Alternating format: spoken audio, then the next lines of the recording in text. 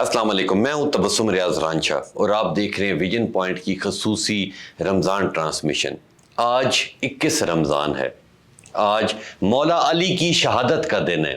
کتنا بڑا دن ہے، کتنا دکھ بھرا دن ہے ہم مسلمانوں کے اوپر۔ کیا واقعہ تھا، کیسے خنجر لگے، کیسے ہر چیز لہو لہان ہوئی۔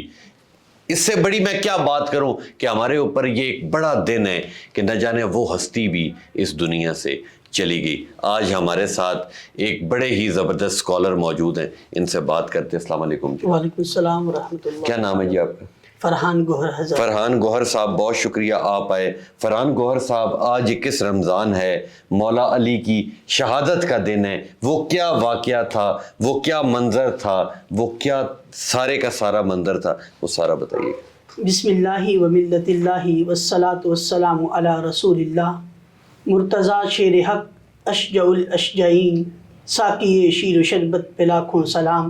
ماہی رفض و تفضیل و نصب و خروج، حامی دین و سنت پہ لاکھوں سلام۔ مولا علی المرتضیٰ کرم اللہ وجہ الکریم رضی اللہ تعالی عنہ، آپ کی سیرت پر اجمالاً نگاہ ڈالی جائے تو آپ کی پیدائش سے ہی یہ دیکھا جائے آپ نے اس وقت تک اپنی آنکھیں نہیں کھولی جب تک چہرہ والضحیٰ کو نہ دیکھا۔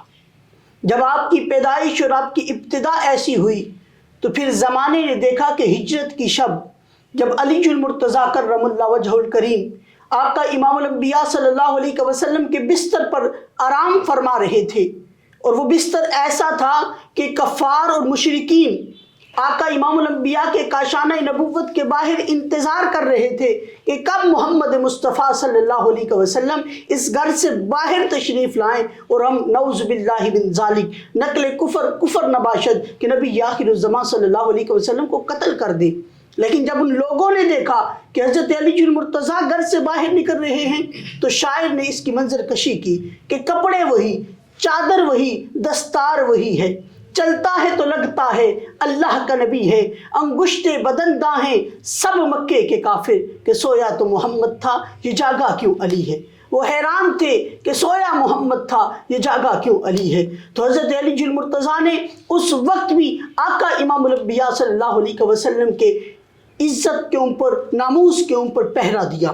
اب وہاں سے آگے چلتے چلتے پھر حضرت علی المرتضیٰ نے ساری زندگی اتباع مصطفیٰ میں گزاری، کیونکہ آج یہ شہادت علی المرتضیٰ کا دن ہے جہاں ہم اپنے اسلاف کی شہادتیں بیان کرتے ہیں، ہم اپنے اسلاف کے کارنامے بیان کرتے ہیں، تو ہمیں ان کی سیرت کو بھی بیان کرنا چاہیے، اس کو بھی اجاگر کرنا چاہیے کہ ان کا مقصد کیا تھا، ان کی منشا کیا تھی، ان کی تمنا کیا تھی۔ تو حضرت علی المرتضیٰ نے اپنی ساری زندگی اتباع مصطفیٰ میں گزاری۔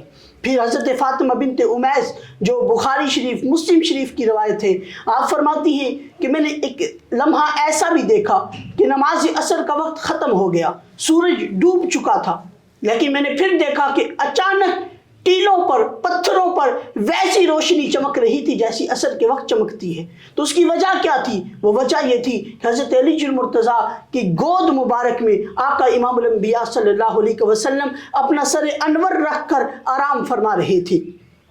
تو آقا امام الانبیاء صلی اللہ علیہ وسلم اپنی نماز عصر ادا کر چکے تھے، لیکن حضرت علی المرتضیٰ کی نماز عصر اس وقت تک ادا نہیں ہوئی تھی۔ اب جب حضرت علی المرتضیٰ نے یہ دیکھا کہ اللہ کا حکم ہے نماز کو ادا کرو، نماز کو قائم کرو، تو میں نماز ادا نہیں کر رہا، نماز کی محبت کی وجہ سے، نماز کے ساتھ تعلق اور لگاؤ کی وجہ سے مولا علی مشکل کشا کرم اللہ وجہ الکریم یہ چاہتے تھے کہ میں نماز پڑھوں، لیکن جب دیکھتے تھے کہ اپنی گود میں آقا امام الانبیاء صلی اللہ علیہ وسلم آرام فرما ہے، اور یہ جانتے تھے کہ اطیع اللہ و اطیع الرسول، اللہ کی اطاعت، رسول کی اطاعت دونوں ایک ہی ہے، جو جانتے تھے تو آپ نے یہی سمجھا کہ اس وقت اطاعت مصطفیٰ ہی اطاعت خدا ہے۔ تو آپ نے آقا امام الانبیاء صلی اللہ علیہ وسلم کے آرام میں خلل نہ آنے دیا، بلکہ آقا کو سونے دیا، لیکن نماز کی محبت کی وجہ سے چشمان مقدس سے آنسو جاری ہونا شروع ہوئے۔ جب وہ آنسو چہرہ والضحیٰ پہ ٹپکے، آقا امام الانبیاء صلی اللہ علیہ وسلم نے بیدار ہو کر یہ پوچھا کہ علی کیوں روتے ہو؟ فرمایا یا رسول اللہ صلی اللہ علیہ وسلم میری نماز عصر قضا ہو گئی ہے۔ تو آقا امام الانبیاء صلی اللہ علیہ وسلم نے فرمایا علی قضا پڑھنا چاہتے ہو کہ ادا پڑھنا چاہتے ہو؟ تو حضرت علی المرتضیٰ کرم اللہ وجہ الکریم آپ نے یہ فرمایا کہ یا نبی اللہ آپ کے ہوتے ہوئے آپ کو تو اللہ رب العزت نے ہر شے کی اجازت دی ہے، کن فیکون ہیں آپ، یا رسول اللہ آپ کے ہوتے ہوئے علی نماز قضا ادا کرے، ایسا نہیں ہو سکتا آقا میں ادا پڑھنا چاہتا ہوں۔ حضور نے انگلی کا اشارہ فرمایا اور یہ فرمایا کہ اے اللہ یہ علی تیری اور تیرے حبیب کی اطاعت میں تھا، اور اللہ رب العزت نے ڈوبے ہوئے سورج کو واپس لٹا دیا۔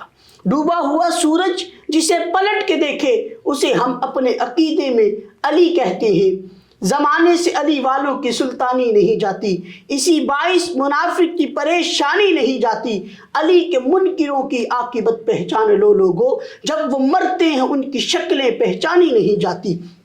یہاں ایک بات یہ بھی قابل توجہ ہے کہ بخاری شریف کی دوسری روایت ہے، اس میں یہ آتا ہے کہ جب سورج غروب ہوتا ہے اللہ کے حضور سجدہ کرتا ہے۔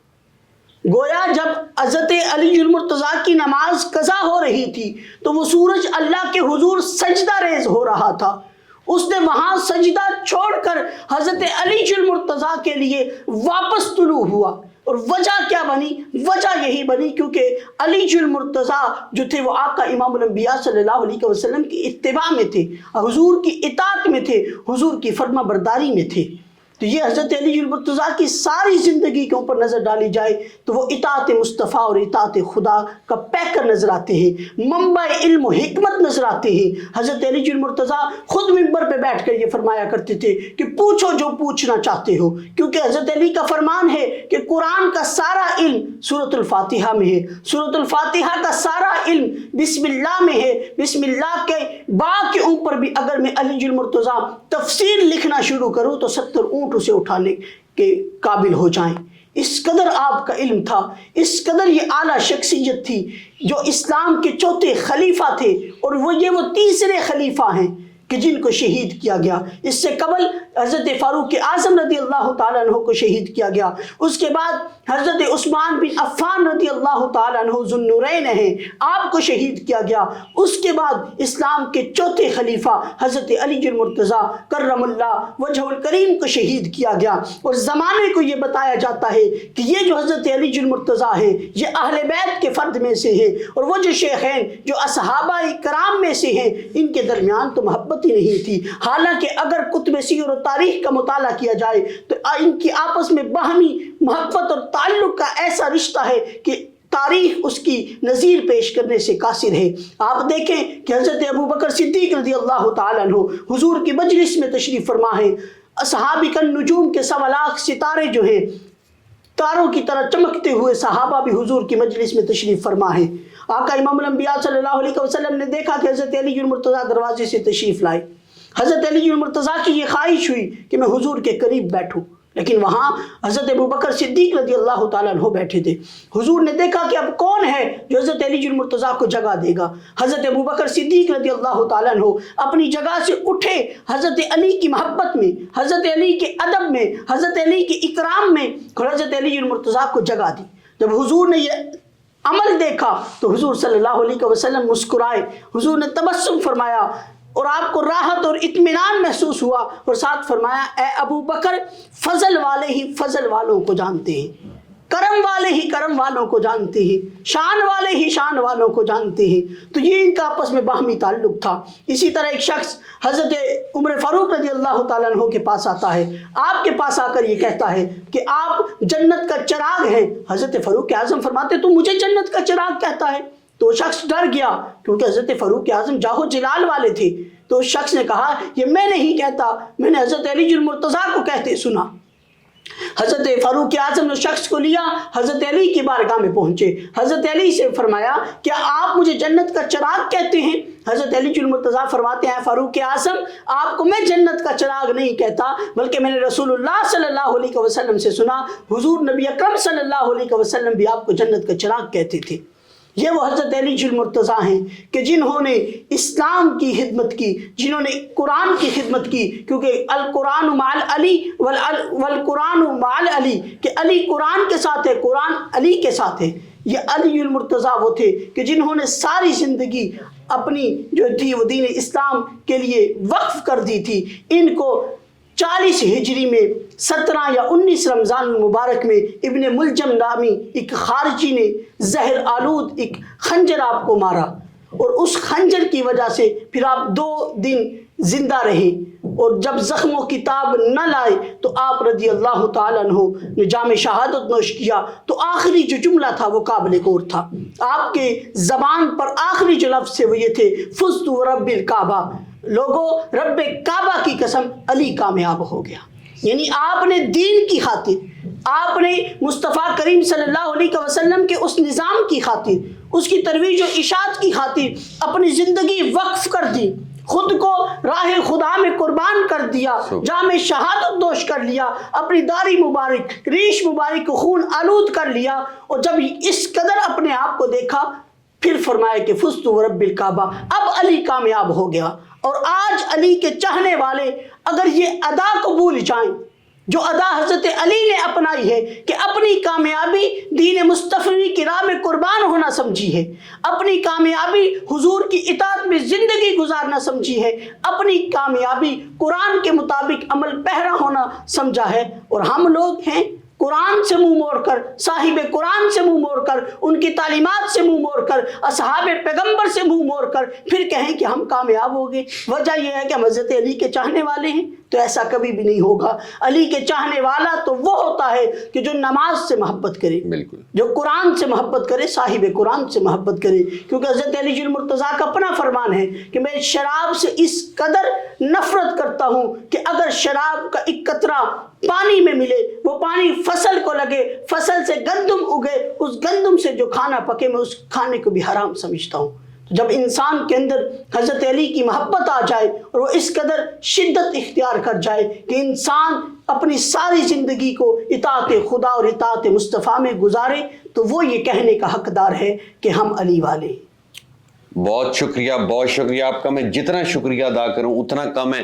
آج کی ٹرانسمیشن تھی مولا علی کی شہادت کا دن تھا، اور اتنی تفصیلاً انہوں نے بتائی، ایک ایک چیز بتائی کہ آپ نے کیسے محبت کرنی ہے، آپ نے کیسے آگے بڑھنا ہے۔ ہمارے اس دنیا میں جو آنے کا مقصد ہی ایک ہے کہ ہم اپنے اللہ کی عبادت کریں۔ ہم حضور صلی اللہ علیہ وسلم ہمارے آخری نبی ہیں۔ یہ بات یاد رکھنی ہے کہ کبھی بھی اگر کوئی شخص یہ سوچے کہ میں گناہ کر کے، میں حرام کر کے، میں کوئی بھی غلط کام کر کے دنیا میں کامیاب ہو جاؤں گا، تو ایسا کبھی نہیں ہوگا۔ ٹھیک ہے، اپنے رب کو راضی رکھے۔